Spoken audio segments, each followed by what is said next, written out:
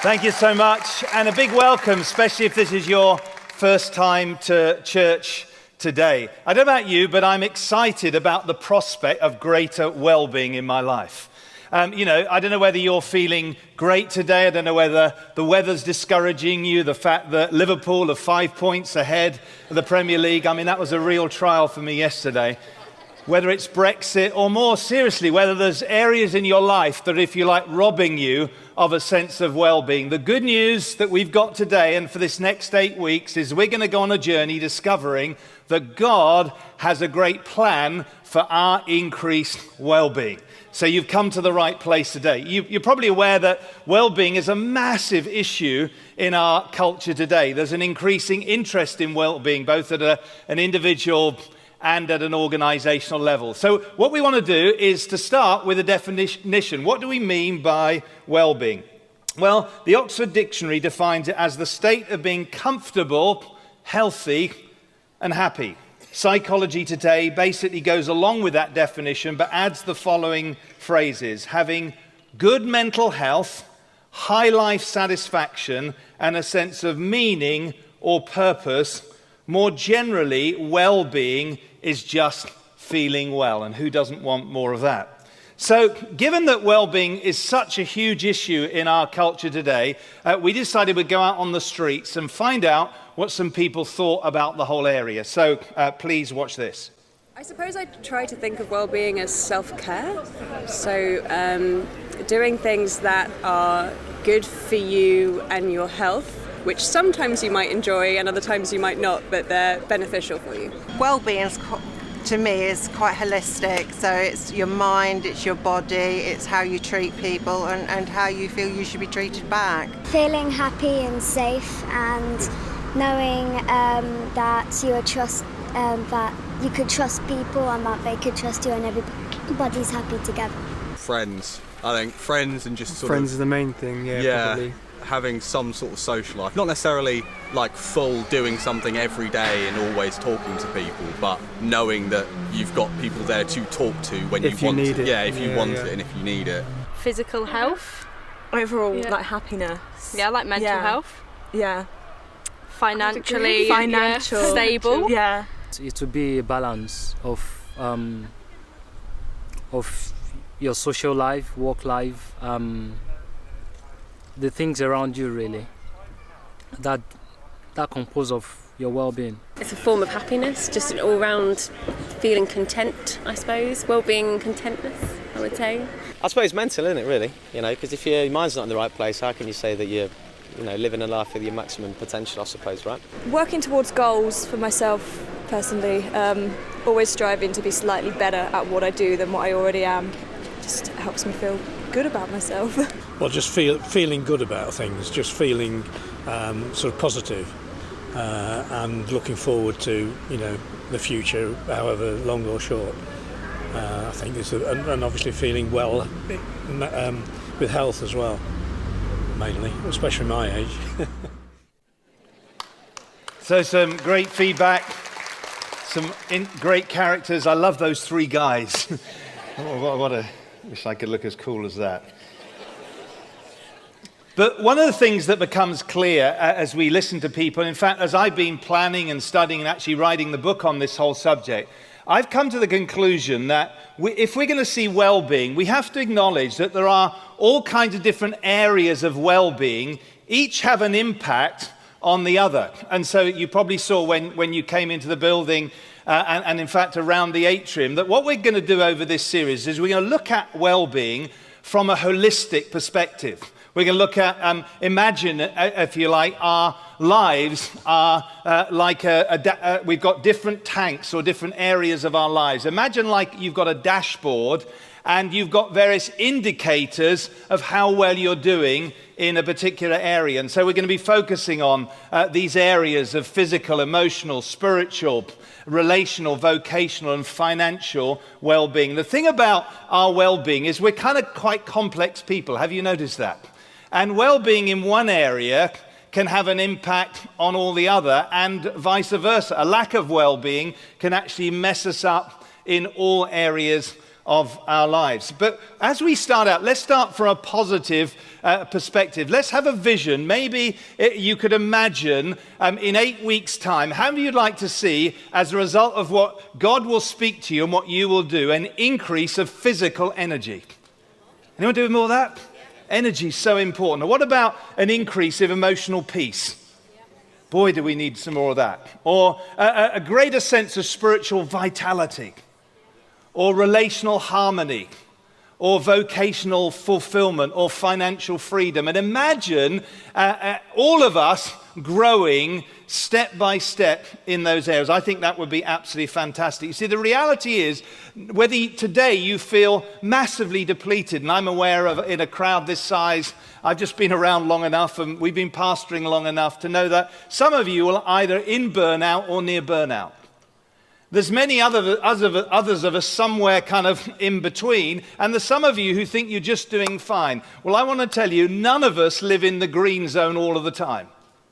I believe well-being is not so much a state, but it's a journey. And so in this first session today, this introduction, I want to introduce the whole concept of a well-being journey. Talking about a journey of well-being, a couple of weeks ago, Karen and I went away, get ready, to celebrate our 34th wedding anniversary. Thank you. And for the second year running, we went to a friend's lodge on Exmoor. And what we decided to do was we decided to do what we'd done the year before, which was try and find the highest peak on Exmoor, which is a place called Dunkery Beacon. Last year, we went on the journey and we got lost. So we set out again this time, and guess what happened? We got lost again. And so we had to turn back again. And not to be daunted, though, I thought we have got to crack this. So I kind of got some fresh directions. We actually got in the car this time, cheated, drove up there, and still had to walk 30 minutes. And honestly, when we got there, we were so glad we pressed through. This is just a little snapshot of the view. You can see the most stunning 360-degree views. You can see all the way to South Wales, all the way down to Devon, into Dartmoor, right down to Weston-super-Mare. It's even better than that picture. And by the way, those two people aren't us. But it was worth it. But as I was thinking about that, and literally as we were walking along, and particularly as we're getting lost, I thought there's got to be a sermon illustration somewhere there. And I actually thought it's a little bit like that with life. You see, we can set out on a journey of well-being, but somewhere along the way, we get lost. And somewhere along the way, it seems elusive. But if we can only press through, then it's worth it, just like those views were worth it. So what I want to do, I want to look at 3 key things we need, if you like, in place as we start this journey. 3 key things that will help us go on a journey of greater well-being. Number 1, if we're going to experience greater well-being, first, we need to follow the best directions. Can we say that? Best directions. We need to follow the best directions for greater well-being. See, this was our first problem, actually on both walks, but relating to this recent walk. You see, we set out, and for a start, we didn't have a map because there was no printer there. My 4G wasn't working, so we didn't have any digital help. And so, in my kind of male way, I set out thinking I knew where we were going. Karen said, "Are you sure this is the way?" "Yeah, this is the way." And as were my own, what I thought was my intuition, got us lost again. And I thought I had a pretty good sense of direction. And what was worse was as we were going, one of the signposts, and we saw it last year, that in fact the only signpost we saw to Dunkery Beacon was actually wrong. I think somebody twisted it. It was pointing in the wrong direction. Not very helpful. So how does that apply to our journey of greater well-being in life? Well, I believe it's critical that, if you like, we have some kind of map, some kind of digital help, some kind of way of making sure that we actually reach where God intends us to get. Now, the good news is today, because of a fascination for this whole subject of well-being and mindfulness and wellness, it's all around. If you have the time, you could watch one of the 120 million videos on the subject on YouTube. That's a lot of videos. Many of the best-selling books today are on this whole subject too. That's the good news. The bad news is there's so much it can be overwhelming. And then the question is, how do we know when we actually go somewhere that the source is safe and it's actually going to help us? Well, the great news is that there is one go-to source for greater well-being. It's like a superb map, which gives us the best, the most accurate, and the most comprehensive overview, not just of one area of well-being, of all areas and how they fit together. What am I talking about? Of course, I'm talking about the Bible. It's actually 1900 years on from when the last volume of the Bible was completed. It's still the best-selling book in history, and it's the bestseller year after year after year, knocking its rivals completely into touch. It's also the most influential book in history. I could spend the next hour or more just telling you the influence that the Bible has had and still has, even in our increasingly secular society, on our culture today. I mean, just a few examples for it.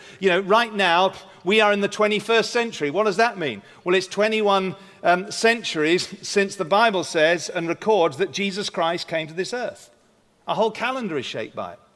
Our popular culture is shaped by it. We've got great literary classics like Lord of the Rings or C.S. Lewis' Narnia stories, right through to rugby songs like Bread of Heaven, influenced by the Bible. And then many of the great reforms and reformists in history, things like the abolition of slavery, much of the developments of medicine and the whole hospital movement, and so much that's still good in our legislation today was actually founded on biblical principles. Great figures, great historical figures have long recognized the Bible's impact. George Washington, the first US president, said this: "It's impossible to rightly govern the world without God and the Bible." Napoleon Bonaparte wrote, "The Bible," I love this, "is no mere book, but a living creature with a power that conquers all that oppose it." What's Napoleon referring to here? He's referring to the fact that the Bible isn't just, as it were, a static map. It actually is something that was composed by different authors, human authors, over 1,500 years. But the claim of the Bible itself, and what Napoleon is getting at here, is that behind all those human authors, there was one author, God himself. 2 Timothy 3 verse 16 says that the Bible was inspired by God. In other words, every word that we read in the Bible, we can trust was intended to be there by God. And because it's inspired by God, or literally God-breathed, it's like it's living. It's not just a paper map. I don't know about you, but when I get lost, if I'm walking in London, I want to go somewhere, and I take a wrong turn, and I've got my little Google Maps. If I take the wrong turn, it's really smart, doesn't it? It knows where I am, and it knows how to get me back on track. I've got a mixed feelings about sat-nav sometimes. But generally speaking, sat-nav is helpful, isn't it? If you get lost, it gets you back on track. There's something about the Bible.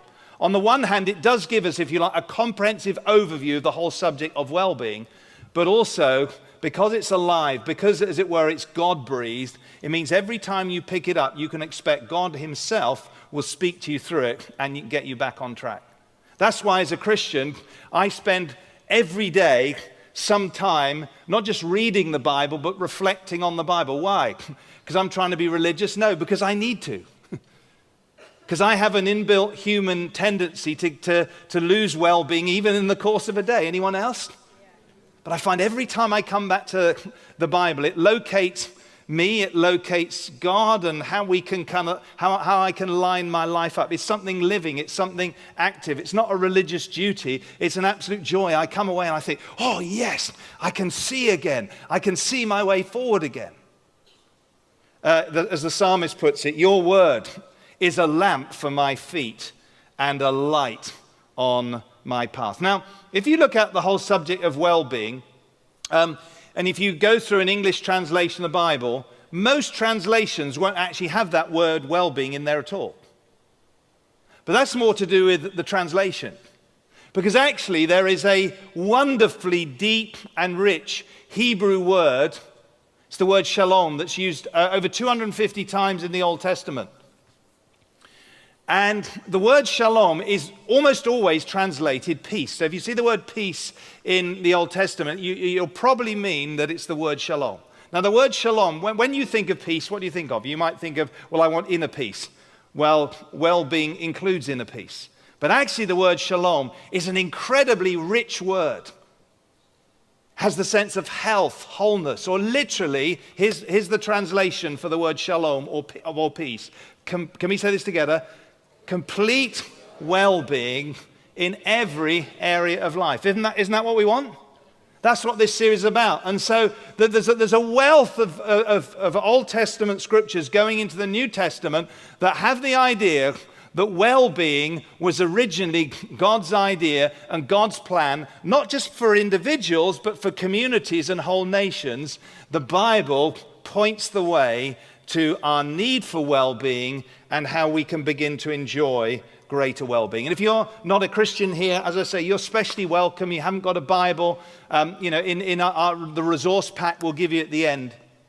We've got a copy of the New Testament just to get you started. For the rest of us, let's make sure that we make the Bible, if you like, our ultimate map and our ultimate source for well-being. And that's what's different about this series than any other book you'll read. You know, there's tons of great stuff on there. You can read a great book on sleep, it'll help you. But the Bible alone will give you this comprehensive overview on every area of well-being. That's the first thing. Let's follow best directions. But secondly, if we're going to enjoy greater well-being alongside the directions that we get from the scriptures, I believe it's important, secondly, that we seek, can we say these two words together, expert guidance for greater well-being. You see, when you go on a journey, it's great to have Google Maps or a literal ordnance survey map, if you're still into that kind of thing. Can I say, it's even more helpful if alongside you've got somebody who's an expert who's been there many times. You agree? I mean, sometimes even interpreting a map can be difficult. It's good to have the two working alongside each other. When I mentioned to our friend who was letting us stay there that we got lost on the same walk again, his kind of eyes rolled and he said, oh, when our daughter Emma's here, she runs it every morning. And I thought, well, that's no help to me. Emma's not here. What we needed, next time we need to coordinate so she can actually help us get there. The fact of the matter is, why? She was an expert. She'd been there many times. Similar principle applies to our journey of well-being. You see, there's nothing like having an expert in a particular area of well-being who not only knows way more about the subject than you do, but also can, if you like, take where you're at and customize a plan for you. And so if we think again about the dials, again, if you think about these different areas, very few of us, can I suggest, have the time or the money to have a specialist coach or expert, human coach or expert in all those areas. But the great news, though, is that there is somebody who knows more about your well-being than the best physical trainer, nutritionist, sleep expert, or doctor.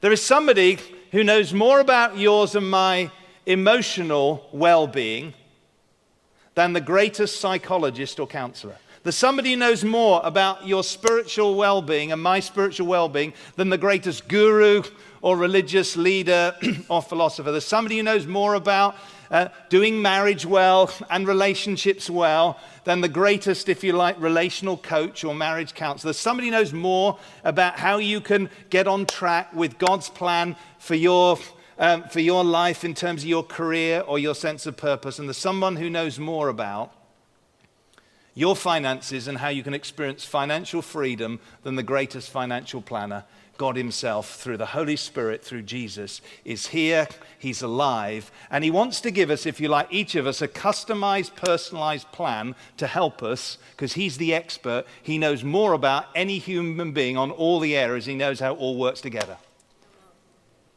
And so we need thank God. So we need the Bible, but we also need the Lord himself. You see, God doesn't just know more about well-being than anyone else. He is actually the source of well-being itself. All true well-being ultimately comes from God. One of the many names of God in the Old Testament is found in Judges 6, verse 24. And you'll see it if you read your Bible. It says, it says that the name of the Lord is peace. Guess what Old Testament word is the word for peace there? Shalom. So it's the Lord is shalom. Or we could accurately and legitimately say the Lord is well-being. I mean, if you go in the presence of somebody and you're feeling stress, you know, one of the things I love about Karen, she's generally a lot more calm than I am. So sometimes I can just be with her and I just feel calm. Imagine being in the presence of God who is well-being. Just being in his presence and his presence being in your life in an increasing way will increase your well-being, because he is the source of all true well-being. So yes, we're going to look at, we're going to look at different resources, and we're recommending different kind of websites and all kind of things. But can I say, behind it all, just like there's one best map, the Bible, so there is one person who's going to help us in all areas of well-being, and it's God himself. And so an increase of his presence in our life is, if you like, the first key to us enjoying greater well-being. But there's something even more wonderful than that. You see, not only is God the source of all well-being and knows all about well-being, guess what? He knows all about you, and he knows all about me. You see, I've had expert help, I'll talk about in a moment, from one or two people who are experts in an area. And to a measure, they get to know me. But there's nobody who knows me like Almighty God himself. The psalmist put it this way: you know me inside and out. Do you know that one of the longings that we have as human beings is to be truly known? You see, but the reality is sometimes we're a bit fearful of that. Oh, what are they going to find out when they know me? I want to tell you, there's a God who knows you like no one else. And because of his grace through Jesus Christ, loves you anyway. And he has a plan for your greater well-being. You see, I know this from personal experience. Some of you have heard my story, but, I grew up as a child aware of God, but God was, if you like, external to me. As I went into my teens, that sense of emptiness, if you like, emptiness, a void in my life, I was so aware there was something missing. I was not living in well-being. That's to put it mildly. But then when I became a Christian at 19, invited Jesus Christ, if you like, the Prince of well-being himself, Isaiah 9:6, to come into my life, immediately I was filled on the inside with a sense of well-being I could never have imagined possible. Drink, relationships, Man City, all the things I'd tried before to give me satisfaction. All the things I was striving for, nothing could compete with God coming into my life. And that spiritual well-being, if you like, almost immediately overflowed into my physical well-being. I started getting healthier physically. I started experiencing a peace in my mind. It affected my relationships big time. My sense of purpose, my relationships. That was many, many years ago, 36 years ago. And over those years, I can honestly sense, as I've sought to, as it were, follow the map, the Bible, and walk with the Spirit, I've enjoyed increasing well-being. And if 2.5 years ago you say, how are you doing? I'd have said, yeah, pretty well. I was probably a bit tired, but the God who knows me and knows you, and the God who loves me and loves you, actually had a plan for my greater well-being. And so 2.5 years ago, and I'll share a bit more about that next week, the Lord started revealing particular areas. For me, it was in the whole area of emotional health, things I was partly aware of, but not fully able to deal with. The Lord started showing me areas of my life, the whole emotions that were impacting on my sleep and overflowing into other areas of my life. But the God who's good, he had a plan for my life. He started me on a journey of showing me my need, setting me free through a fresh revelation of his love. And although I'm still on a journey, as I'm sure all of us here today, I've experienced areas of emotional peace and freedom that honestly 2.5 years ago I could not have imagined. Why am I saying all that? Because wherever we're at on the journey of well-being, I want to encourage you, God has more. And he knows you. He's the source of well-being, and he's also the expert guidance. That's the two things. These are the two foundations. Follow the best directions, seek expert help, God himself. And then thirdly, if we're going to enjoy greater well-being, we've got to travel with others. Say others. And I don't just mean about God now. I'm talking about others, like, nudge the person next to you, the others around you. I'm talking about other people for greater well-being. You see, I'm so glad on our Exmoor journey, well, most of the time, that Karen and I were together. Once we got through a brief marital argument or two, no, it's this way. No, it's that way. We were here half an hour ago. Seriously. To, I'm not going any further up that hill. I'll leave you to imagine who that was.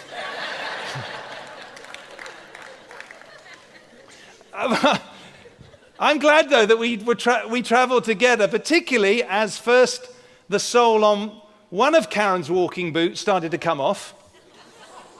And then half an hour later, the second one came off. Can you believe it, in the same journey? I'm glad she wasn't out there, isolated, alone. I'm glad we could encourage one another and kind of gee one another up when we got lost again.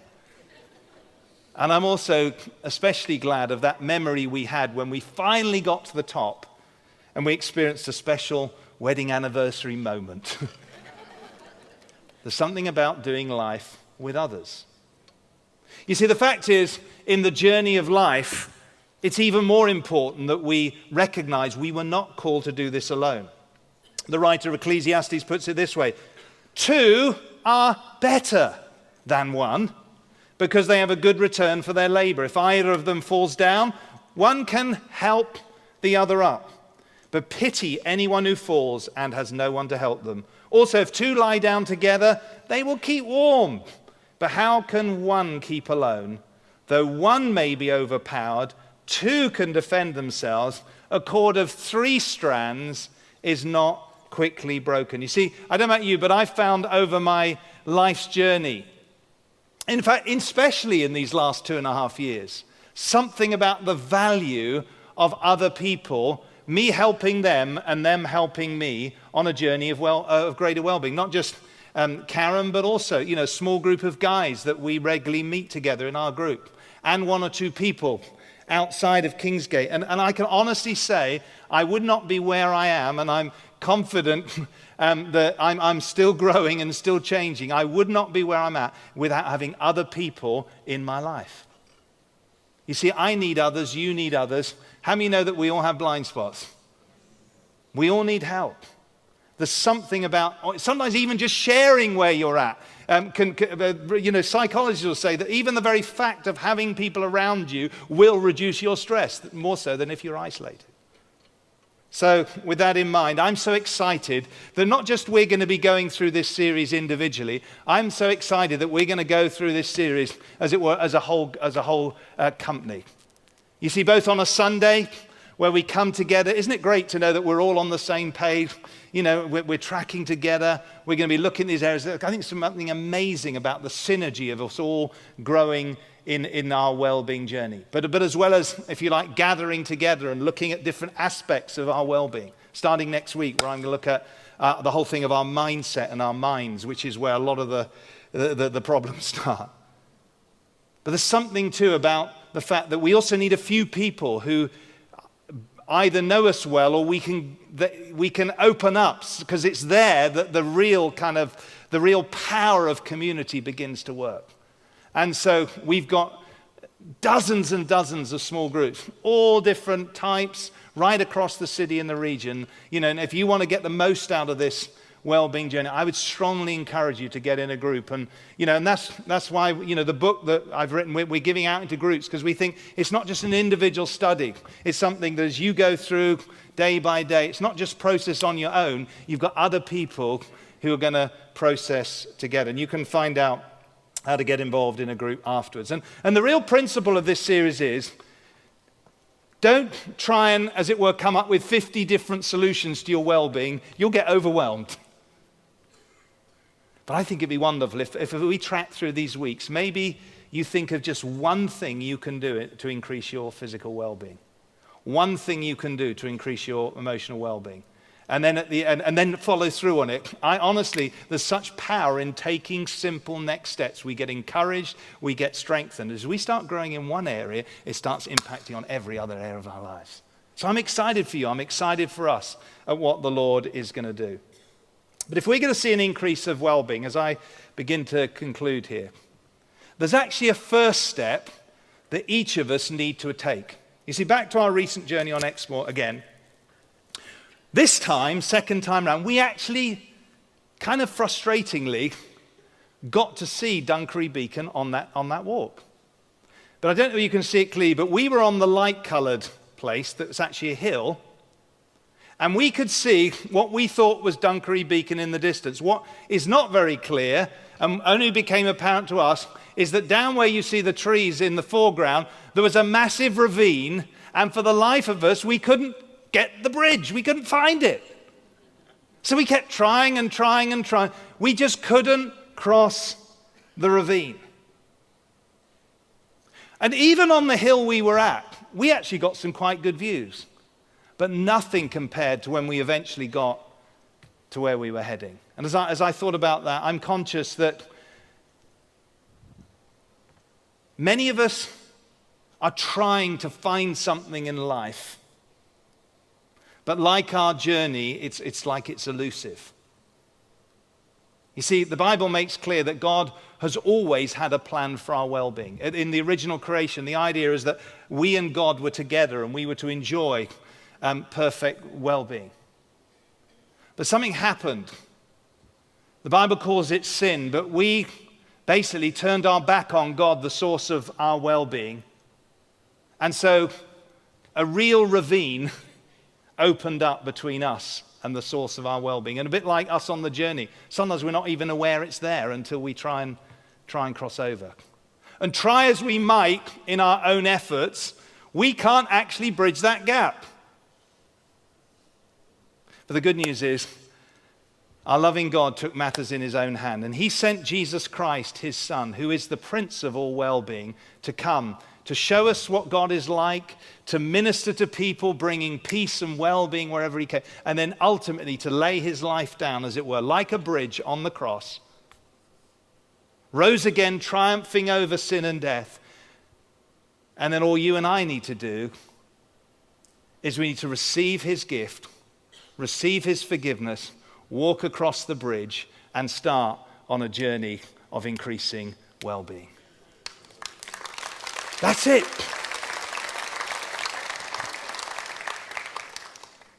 And there still is a journey beyond the cross. Just like when we drove up there, we still had to walk 30 minutes to get there. But I just want to be clear. If you've never crossed the bridge, if you don't know Jesus Christ, or maybe you have and you've turned your back on him, there is a way back. Jesus Christ has come as the source and the bridge that you might enjoy God's best for your life.